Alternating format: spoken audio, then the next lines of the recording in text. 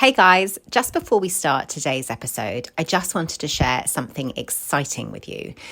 If you want to get to the bottom of the reason why you're attracting in partners who aren't making you happy and the relationships that just aren't filling you up, instead they are sucking you dry, causing you anxiety, causing you more pain, and you just don't really understand what you're doing wrong.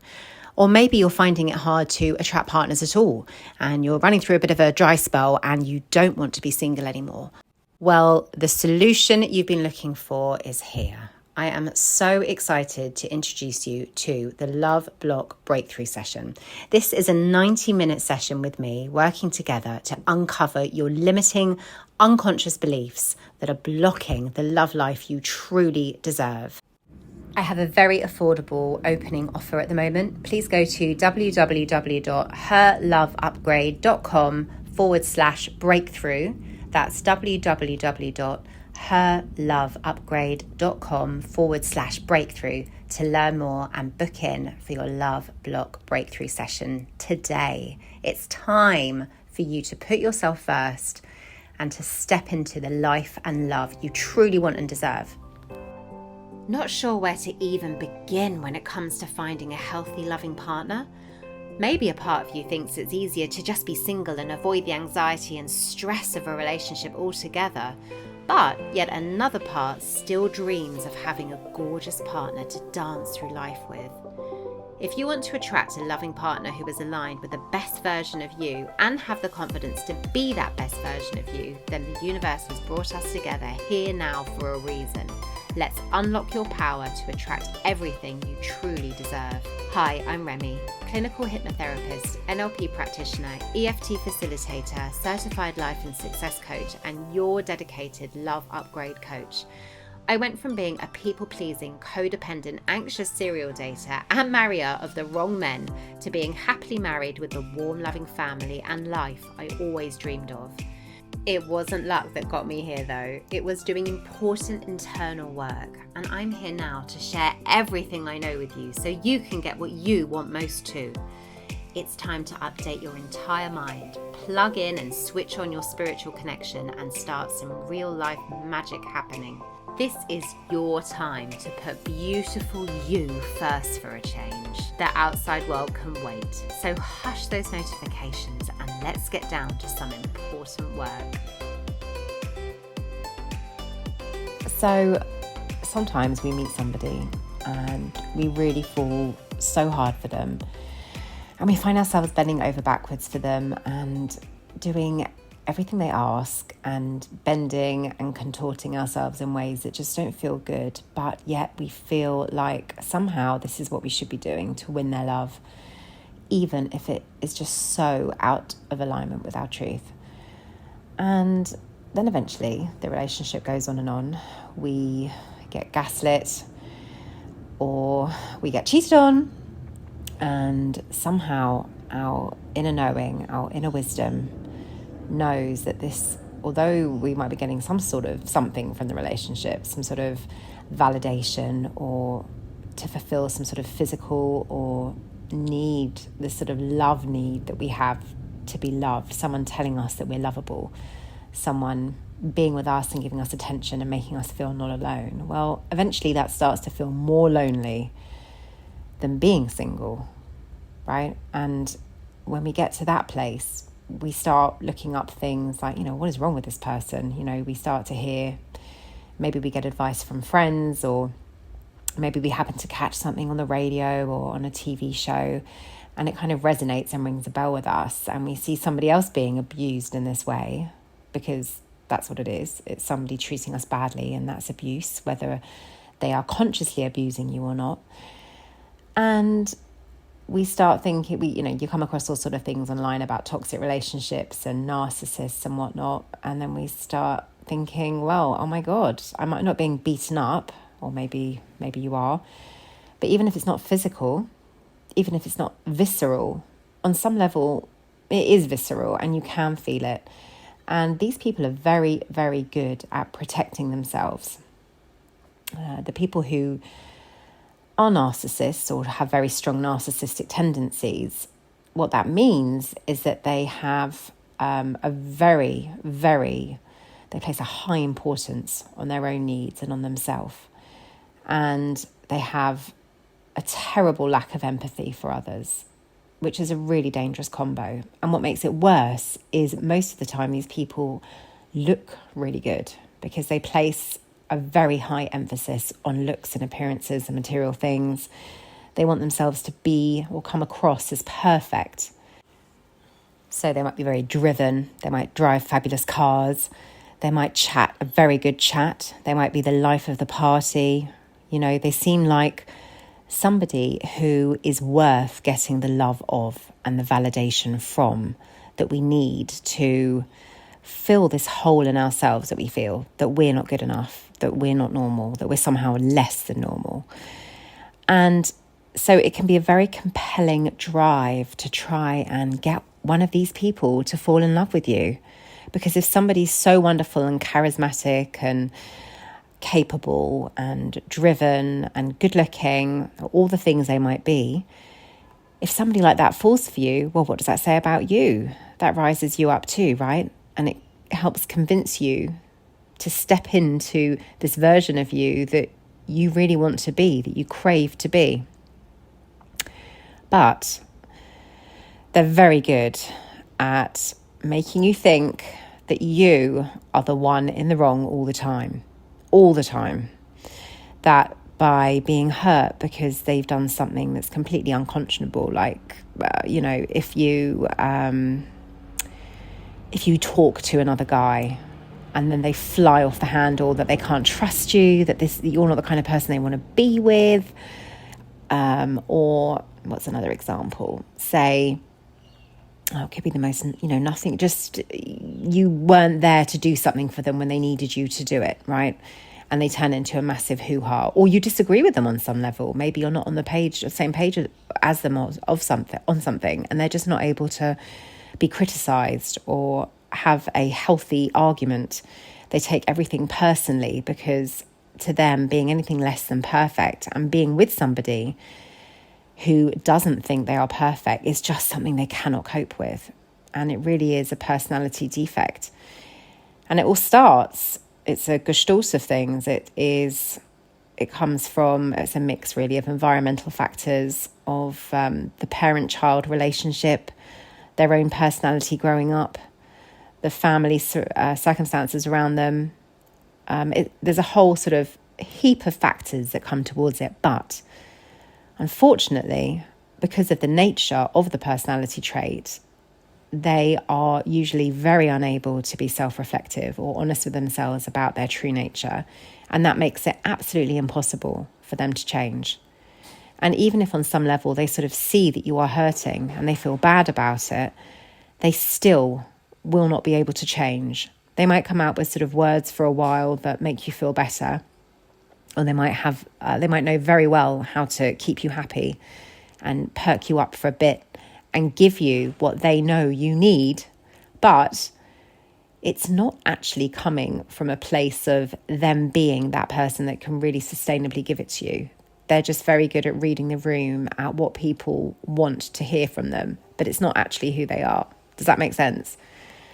So it's sort of a little bit like trying to fill yourself up and sustain your energy by eating donuts.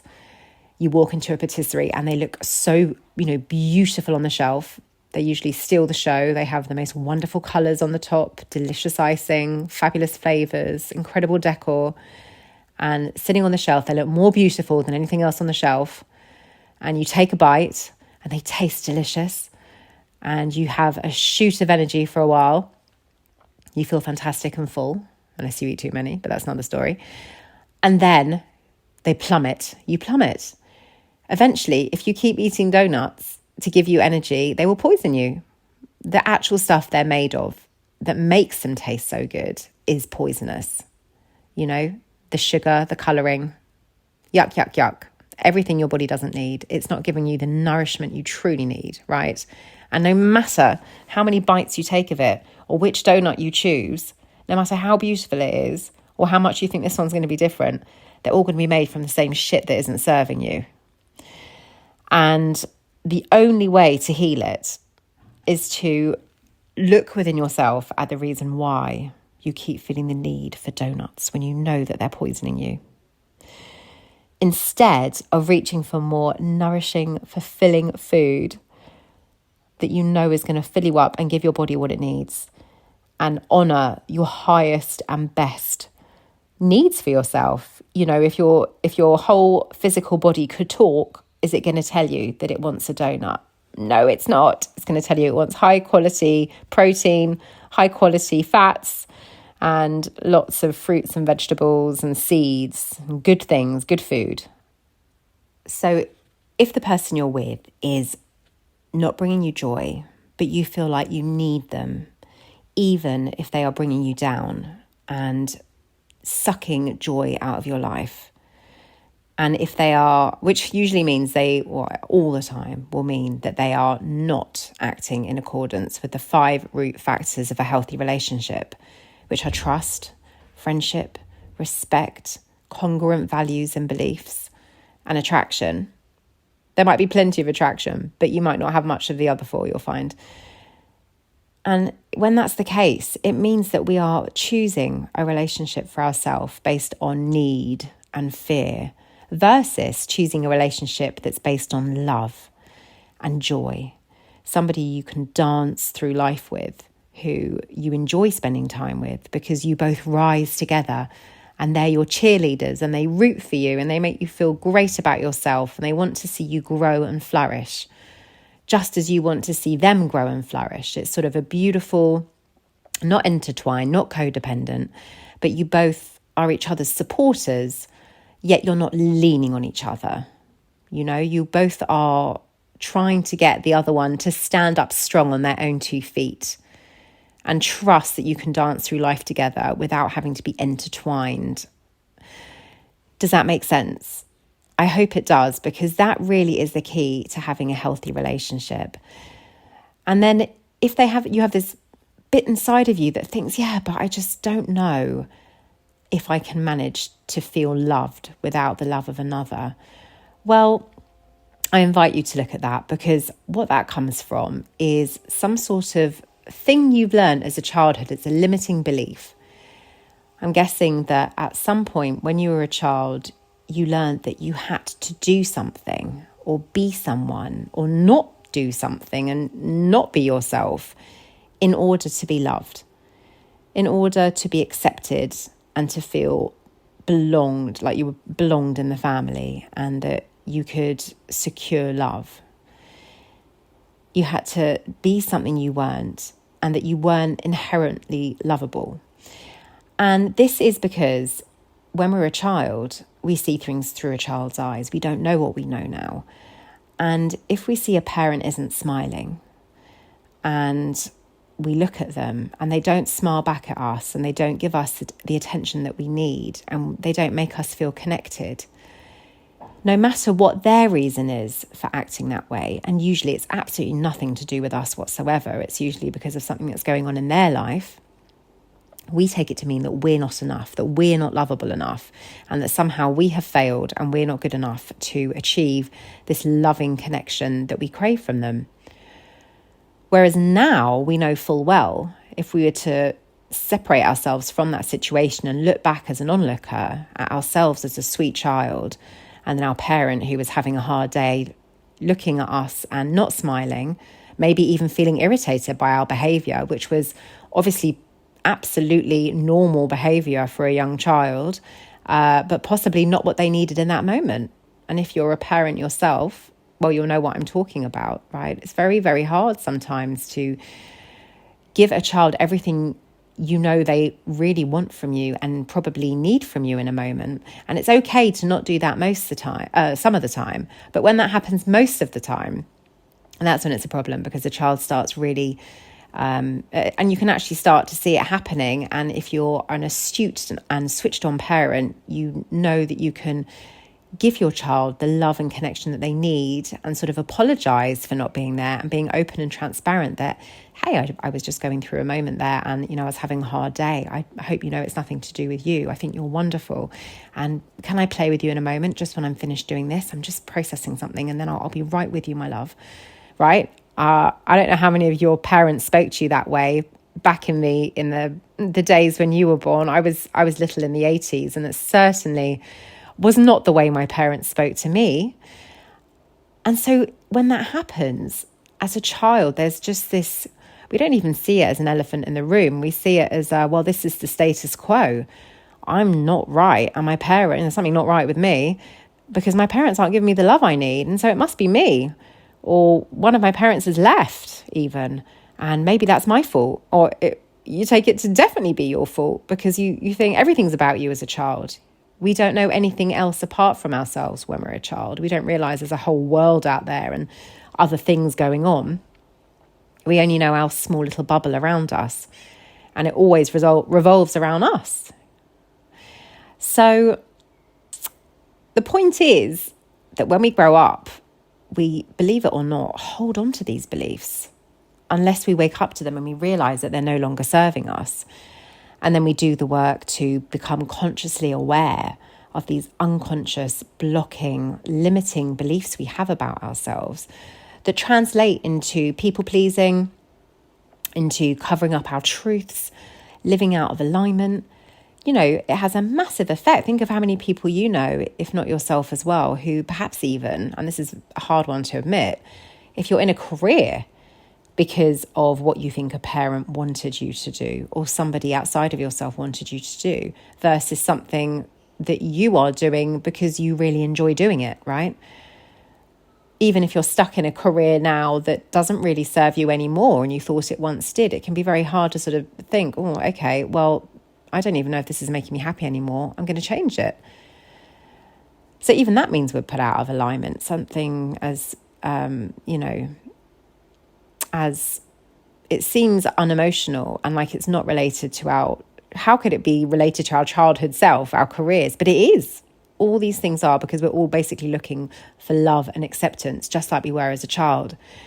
And then when you go in and you do the sort of reparenting inner child work, and you look back and you realise where these feelings came from, the root source of this discomfort you're feeling now when you're sitting alone on your couch and there's no one around you and you're feeling a bit lost and vulnerable. And then you look inside and you ask yourself, what's this coming from? Why do I worry that I'm not lovable? Why do I feel the need to be loved by somebody who I know isn't serving me? Just so I can get the validation that I'm lovable. I mean, isn't that interesting? It really is interesting. And these feelings are never truth. These negative feelings about ourselves, the good news is they really are never truth. It just comes from our fearful ego. And as a child, it's the fearful ego that is driving us. We trust it. We have no option but to trust it to keep us alive and surviving. And then when we're old enough, if it's our journey, we will start listening to our true self that starts coming through, the part of us that knows we deserve better, the part of us that doesn't want to put up with the shit of dealing with somebody who isn't making us happy. We know when we're not happy, and these emotions are the biggest gifts ever. When you feel that you're not happy, that's something to listen to. We don't need anyone else to validate that we're not happy. We just need to listen to it and think, that's interesting. What is it that's not making me happy? And has it been that I have been accepting such low standards for myself that I actually have fallen out of alignment?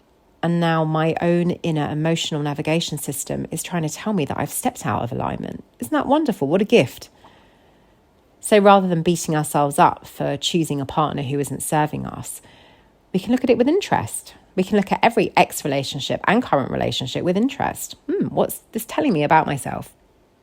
Why is it that I'm accepting somebody that actually, why have I got such low standards? Why have I accepted somebody who is not making me happy? And why do I choose to continue to be with someone who's not making me happy? What am I actually getting from this?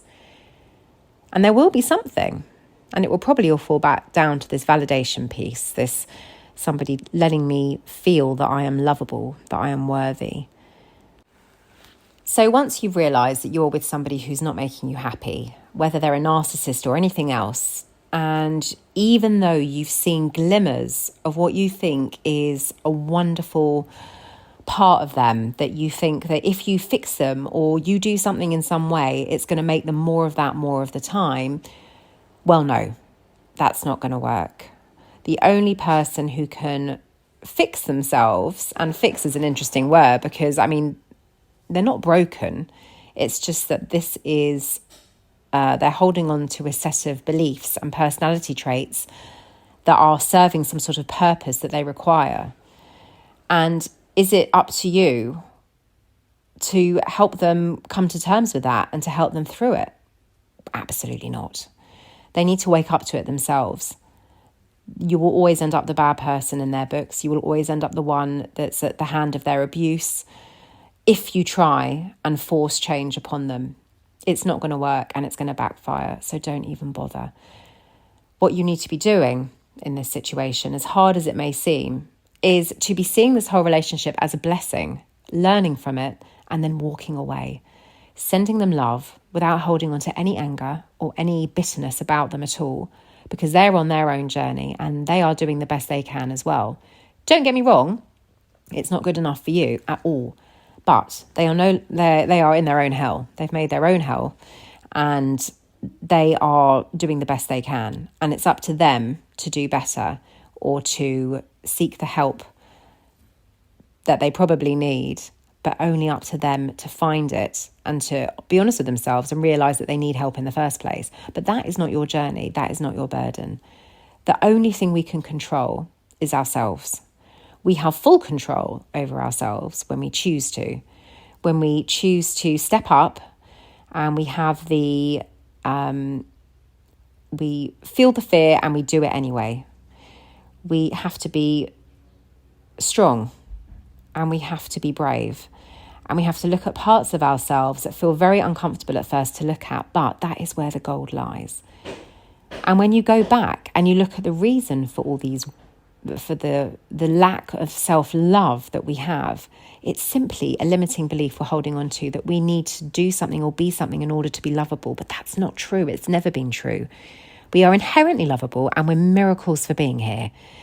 And our one purpose in life, really, is to enjoy ourselves and embrace the full smorgasbord of experience that's available to us and to listen to our true self, this amazing part of us that just knows what we want, knows what we don't want, gives us little breadcrumbs to follow our true joy and our true curiosities.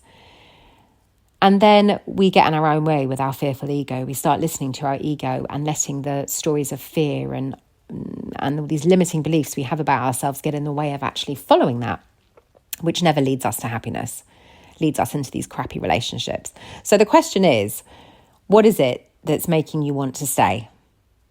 What is it that's making you not sit up and listen to your true feelings, that makes you want to fix them when it's not your problem? Instead, we should be shining the light on ourselves and looking at what needs to be tended to. I don't like the word fix because we're not broken, but tending to inside. What is out of alignment? What's not feeling good? What limiting belief are we holding on to? What untruth is driving us mad every day about ourselves?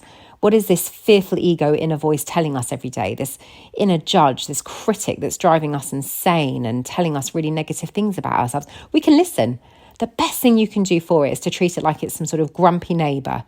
You let it have its peace. You let it rip. Let it speak its truth. Let it come out with all the crap it wants to tell you about everything that's wrong with you. And you can listen. Yes. Oh, yes, I hear you. Yes, I'm so unlovable. Oh, yes, I know. Yep, I haven't. Yep, I did that career. I did that degree and then I didn't want to do that job. Yep, and I failed. Yes.